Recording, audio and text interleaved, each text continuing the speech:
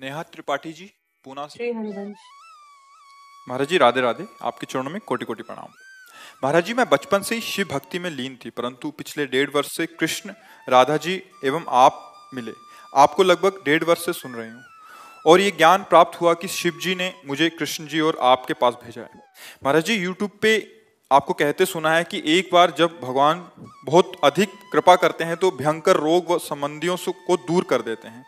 महाराज जी, मेरा पूरा परिवार दान धर्म सेवा में जीवन भर लीन रहना चाहता है। पूरे दिन रात राधा राधा नाम जप करना चाहते हैं, परंतु ये डर लगा रहता है कि कहीं ज्यादा पूजा पाठ करने से हमारे सगे संबंधी दूर ना हो जाएं, अन्यथा कोई बड़ा रोग ना लग जाए। अभी बात समझ में नहीं आई ना।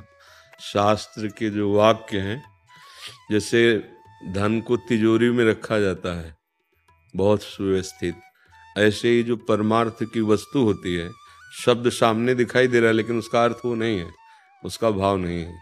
जैसे भगवान ने युधिष्ठिर जी से कहा, जिस पर मैं कृपा करता हूँ उसका सर्वनाश कर देता हूँ। कितना कड़ुआ लग रहा है नहीं कि ऐसी कृपा क्या महाराज आप सर्वनाश कर दो। सर्वनाश दुखों का समझना है उसको। जिस पर मैं कृपा करता हूं उसका सर्वनाश कर देता हूं। किसका? दुखों का, संकटों का, अज्ञान का, जन्म मरण का, पापों का। अहम तो हम स्वर पापेभ्यो मोक्षयिष्यामि। भला मंगल भवन भगवान किसी के मंगल का नाश कर सकते हैं? जैसे नहीं, माता में जो वात्सल्य है, पूरे विश्व की माताओं के, पशु पक्षी जितनी भी, वो हमारे भगवान के एक अंश से है। ऐसे वात्सल्य समुद्र भगवान अपने भक्त का कहीं नाश कर दे। आज तक कोई उदाहरण हो तो हमें बताइए। जो पूतना स्तनों में जहर लगा के भगवान को मारने जा रही, उसे वो गति दे रहे हैं जो मैया यशोदा को मिलती। भला वो भगवान अपने भक्त का अमंगल कर सकते हैं? जैसे भगवान सूर्य से कहा जाए कि तुम्हारी ताकत हो तो अंधकार करके दिखाओ, तो नहीं ताकत है, क्योंकि जब तक वो रहेंगे अंधकार नहीं होगा। ऐसे ही भगवान से कहा जाए तुम्हारी ताकत हो तो अमंगल करके दिखाओ, तो भगवान को ताकत नहीं कि वो अमंगल कर सके, क्योंकि वो मंगल भवन है। तो भगवान अपने जनों से प्यार करके जो बात कर रहे हैं, वो समझ ठीक ना होने के कारण है। अपने जनों का अमंगल नाश कर देते हैं, दुख नाश कर देते हैं, विपत्ति नाश कर देते हैं। भला कौन सी ऐसी विपत्ति है जो भक्त को दुखदाई लगी हो? किसी भी भक्त के बताना चरित्र जिसमें हम विपत्ति देखते हैं, उसमें कृष्ण मुस्कुराते हुए समीप नजर आते हैं। वो विपत्ति क्या, जिसमें अपना प्यारा अपने नजदीक, वो विपत्ति है। वो संपत्ति विपत्ति जिसमें प्रभु दूर हो और हम भूल जाएं प्रभु को भोगों में, वो विपत्ति है। देखो, हम परिचय जानते हैं विपत्ति का हनुमान जी महाराज का। हनुमंत विपत्ति प्रभु सोई, जब तो सुमिरन भजन न हो। तो ये डर लगना, अभी प्यार ही नहीं किया तो डर लगता है। जब प्रेम होता है तो डर नहीं रहता है। बच्चा बच्ची प्रेम कर लेते हैं ना, तो दोनों निश्चय कर लेते हैं कि जहर खा लेंगे, लेकिन अब हम बिलग नहीं होंगे। दुनिया की हर गाली सहेंगे, अपमान सहेंगे, मर जाएंगे। परिवार, इज्जत, धर्म, कुल, सबका प्यार एक कोने में रख करके और भाग पड़ते हैं ना। और हम प्रभु से प्यार करते हो, डर लगता है कहीं कुछ अमंगल ना हो जाए। सोचो, एक शरीर से प्यार करने वाला परवाह नहीं करता किसी भय की, और तुम सब शरीरों की आत्मा जो भगवान है, उनसे प्यार करने पर भय लगे कि कहीं ऐसा ना हो जाए। अभी प्यार नहीं है, अभी तो बातें हैं प्यार की, प्यार नहीं। प्यार जो होता है वो एक अलौकिक वस्तु होती है। तो डरना नहीं, बात समझ में नहीं आती इसलिए ऐसा है। भगवान अपने जनों को बहुत प्यार करते हैं।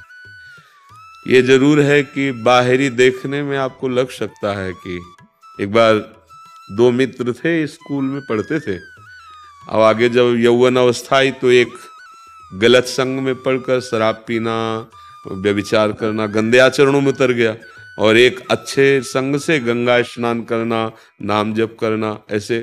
तो जो गंदे आचरण करता था, रात दिन उसकी उन्नति होने लगी, रुपया और सब अच्छे अच्छे भोग सामा। और जो गंगा नहाता था, नाम जप करता था ना, उसका स्तर गिरने लगा। लौकिक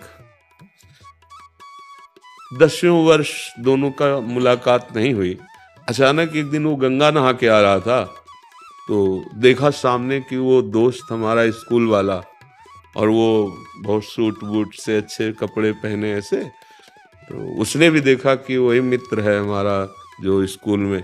बस वो उधर देख ही रहा था कि खजूर होता है ना, खजूर, खजूर का बड़ा कांटा गंगा नहाने वाले के पैर में लगा, क्योंकि नंगे पैर रहता था। और नाम भगवान का उच्चारण करते बैठ गया पैर पकड़, और वो खूब अच्छे कपड़े सब पहन के आया। बोले देख, कहता था क्या मिला तेरे को, देख मेरे पास गाड़ी है, रुपया पैसा, मैं खाता हूँ, मौज मस्ती से रहता हूँ, तू बड़े ठीक से रहता है, गंगा नहाता है, तेरी दशा देख क्या है, क्या दिया भगवान ने तेरे को।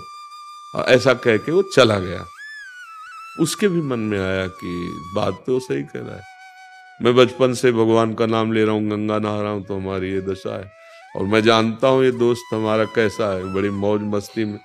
क्या भगवान का भजन करना दुख और नाना प्रकार के संकट मोल लेना है? ऐसा उसके मन में आ गया। और जब कभी किसी भक्त के मन में संशय होता है तो भगवान तुरंत निवारण करते हैं। भगवान एक वृद्ध ब्राह्मण के स्वरूप में आए, अरे बेटा तुम्हारे कांटा लग गया क्या, मैं निकालूं? भगवान बड़े कृपालु हैं, देखो तुम्हारे कांटा लग गया, बहुत कृपा है उनकी तुम्हारे पर। तो उनका अब हमको ये बातें अच्छी नहीं लगती, क्योंकि मैंने प्रत्यक्ष देखा कि हमारा दोस्त गंदा आचरण करता है, अधर्म आचरण करता है, उन्नति को प्राप्त हो रहा है, और आप कह रहे बहुत अच्छा। तो उनका देखो तुम्हें पता नहीं है, मैं तुम्हें दिखाऊं, तुम्हारा जो मित्र है वो पूर्व जन्म में इतना पुण्य किया था कि उसे इस जन्म में चक्रवर्ती सम्राट होना था। उसने पापाचरण करके सारे पुण्य नष्ट कर दिए। अब उसका थोड़ा पुण्य रह गया और भोग ले, इसके बाद पीछे का पाप और अभी का पाप जब मिलेगा ना तो इसका सर्वनाश हो जाएगा, किसी काम का नहीं रहेगा। और तुम्हारा सूली की सजा थी तो खजूर के कांटे से निकल गई, तुम्हारे सारे पाप नष्ट होने जा रहे हैं क्योंकि तुम धर्म से चलते रहो। अभी जहां तुम्हारे पूरे पाप नष्ट हुए और ये पुण्य और वो पुण्य मिला तो लोक परलोक सब जगह तुम आनंदित हो।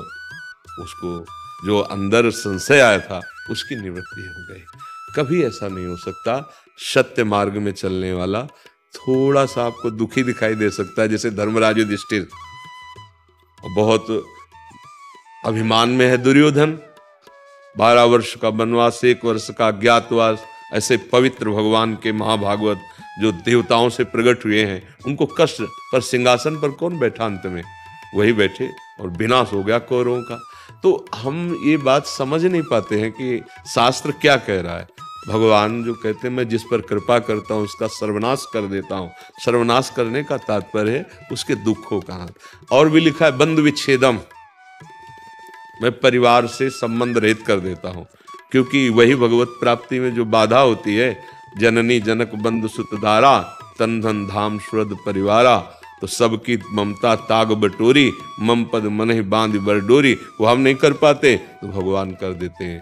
क्या होता है, तो परिवार सब छोड़ के चला जाता है? नहीं, वो परिवार के हर सदस्य को बहुत प्यार करने लगता है, क्योंकि उसको अब ये ज्ञान हो गया सब में भगवान है।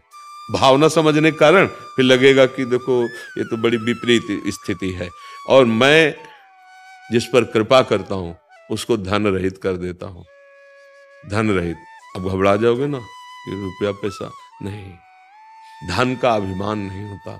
अगर ये बात होती धन रहित तो चक्रवर्ती सम्राट अम्बरीश जी है ना, खजाना है ना उनके पास, और भगवान के महान भक्त है ना, तो फिर बात कैसे सच्ची कैसे समझ में आएगी। वैसे अगर ये हो कि मैं जिस पर कृपा करता हूं उसका धन हटा लेता हूं, तो सुदामा जी को सुदामापुरी फिर क्यों बना के दी? वैसे ही खाने की व्यवस्था नहीं, क्योंकि इसका मतलब रहस्य समझना है। धन का अभिमान नष्ट कर, जो धन का अभिमान जीव को गिराने वाला है, पतित करने वाला है, उसे भगवान हटा देते हैं। भगवत वाक्यों को समझने के लिए हृदय में पवित्रता चाहिए, भक्ति चाहिए, तब हम समझ पाते हैं। तो ऐसा डरो मत कि हम अगर अधिक भजन करेंगे तो ऐसा। अब असाध्य रोग का जैसा विषय है कि जैसे हमारा पूरा रजिस्टर है, अब खत्म है, हमारा आखिरी जन्म है, दैन संसार से खत्म। अब जितना हिसाब है फटाफट, तो जैसे 100 थप्पड़ लगाने तो एक थप्पड़ लगवा दिया, 99 माफ कर दी, आगे बढ़े, मतलब फटाफट फटाफट वो पूरा, क्योंकि हिसाब खत्म होना है ना, तो उसको लगता है यार पग पग पे दुख मिलता चला जा रहा है, क्योंकि अब वो महासुख की यात्रा में जा रहा है, अब उसको दुख का लेस भी नहीं मिलेगा।